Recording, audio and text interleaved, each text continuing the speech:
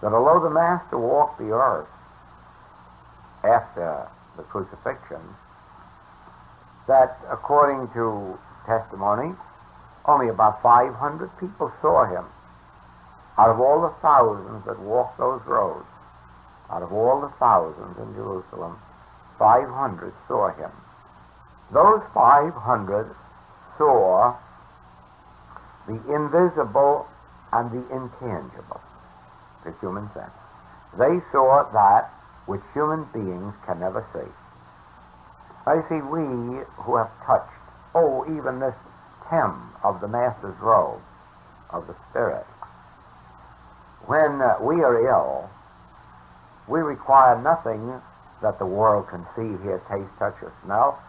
We see and feel something in a spiritual treatment that has more power to it than all of the medicines ever made. In the same way, when the world is threatened with atomic bombs, those who have tasted one drop of spiritual life and love and truth, they're not out looking for bomb shelters. No, because they feel an invisible security, an invisible safety. We call that the safety and security in God. That's part of our self-completeness in God, that we walk around in an eternal bomb shelter all the time. An eternal bomb shelter surrounds us. What is that? Now just think of the 91st Psalm. Those who dwell in the secret place of the Most High. Where is the secret place of the Most High? Is there such a place? Is it a place at all?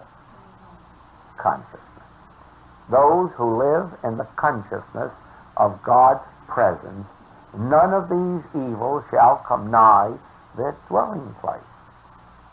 Those who live in the awareness of God's presence. Then awareness must be more powerful than lions and adders and all of the ills of human experience. An awareness must be greater than all of the evils of the world. Think of that.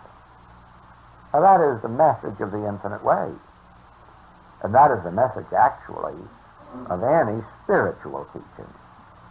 Any spiritual teaching is a revelation that a state of spiritual awareness of God's consciousness is greater protection than a bomb shelter, that an awareness of God's presence is a greater remedial agency than medicines and manipulations and surgery. It's a strange thing, but it's true, that at this period of our experience, we are being told to leave our nets, leave our material means of sustenance, our material means of maintenance, our material means of livelihood, our material means of living. Think of it. We are told to leave our material means of living and follow what? The secret place of the Most High. Follow me. In other words, let me, the I, be your fish, and your load, and your protection, and your healing agency. When the Master healed, he used no remedies. It was a complete reliance on me. Do you believe that I can do this thing? Oh, if you had faith as a grain of mustard seed, this whole mountain would disappear. Yes, not only a fever, not only a cold, this whole mountain, not just a little lump, this whole mountain would disappear. In what? In faith, in me, in the invisible, in to sense the intangible, to that which you can never handle with the external senses.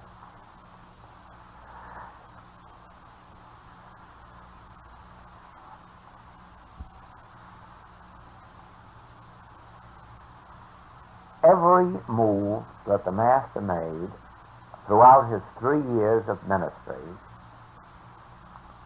was a lesson in a complete reliance on that which the world knows not of. You remember the 3 temptations? Turn a stone into bread? No, we don't live by bread. We live by the Word of God. Do you see that? All the way through his ministry. Shall we go to the city and get you some meat? No, I have meat that ye know not of. I can give you water, living waters. Where from? You have no bucket to draw it with. I don't need a bucket. The water I'm talking about is invisible. You can't see it, hear it, taste it, touch it, or smell it. How do we know it exists? How can we have confidence in it? Ah, there comes the secret. There comes the division.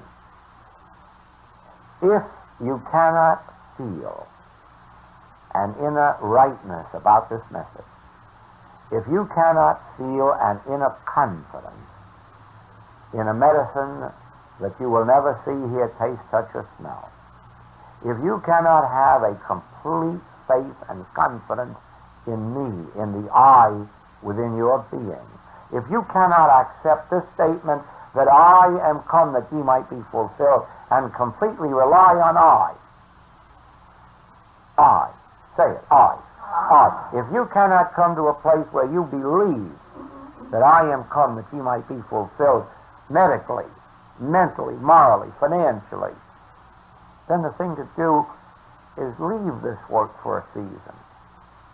Go back to the material, medical world until a greater sense of awareness comes in, because you'll only tear yourself between the two.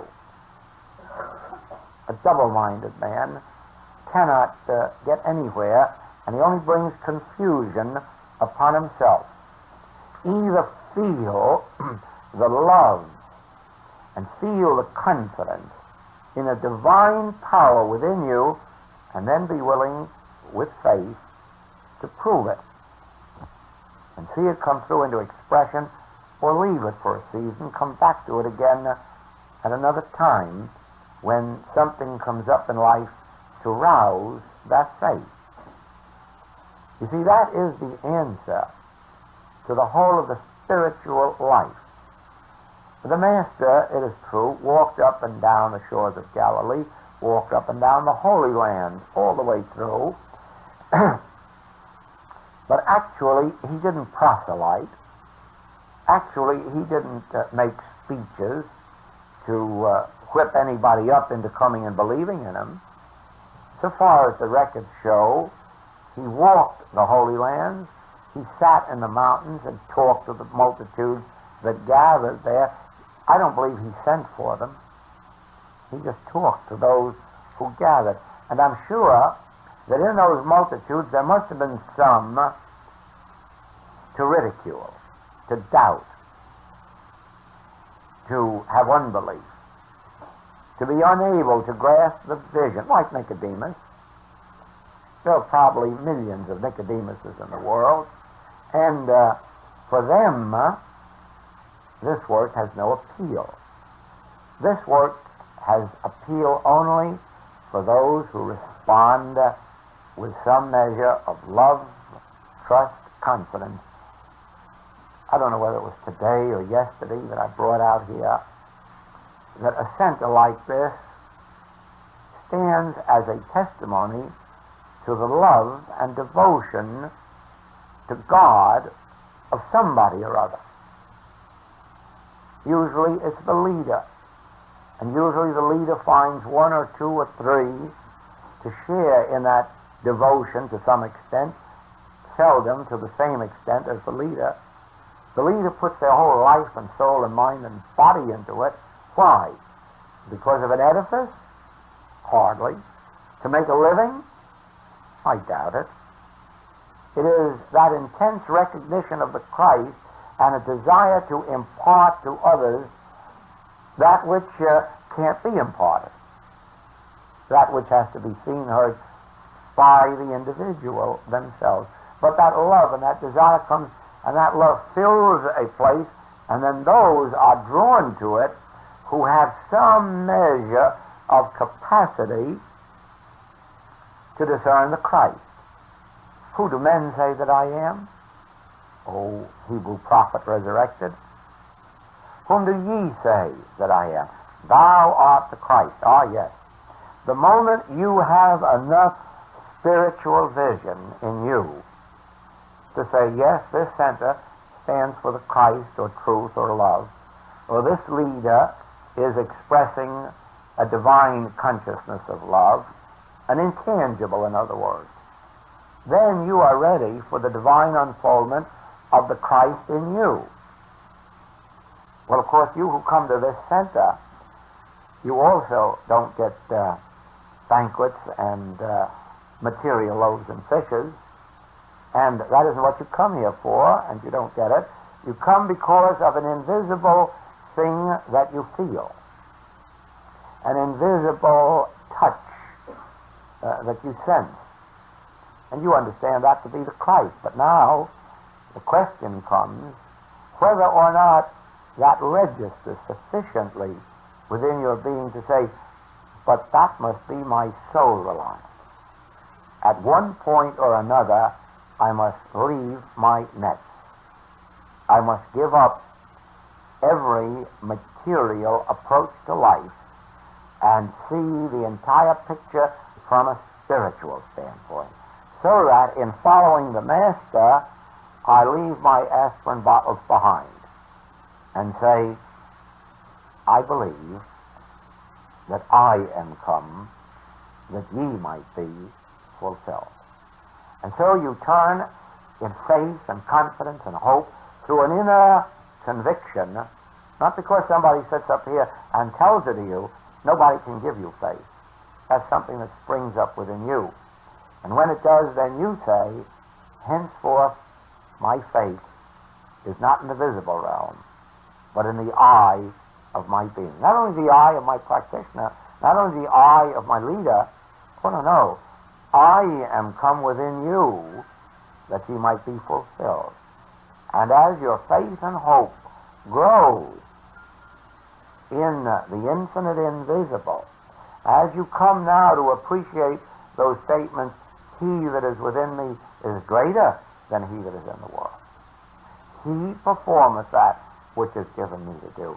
And you commence to understand this reliance on a completely invisible thing. So invisible that if the rest of the world knew what you were relying on, it might think you crazy. It would. It would. It does. It does. Yes, show them the tangible. Show them the dollar bills. Show them the surgery and their faith, and they think that's common sense. But the Hebrews who followed the Master didn't have common sense. It wasn't common sense to leave their fishes, to leave off fishing, to follow him. It wasn't common sense to answer yes when he said, do you have faith to believe that I can raise you from the dead? Do you have faith to believe that I can restore these limbs from their paralysis? Do you see that? It isn't common sense. It's an uncommon sense. It's a divine wisdom that enables a person to say, yes, I have left all to follow the invisible, the Christ, the Master within me. I have left all to follow the vision that the man in the street has never seen and will never see. Think of the faith that it took on the part of the Christians who allowed themselves to be thrown into the lions' cages, lions' arenas.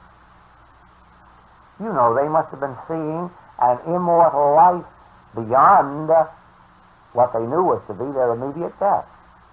If they hadn't had that vision, they could never have taken that kind of punishment.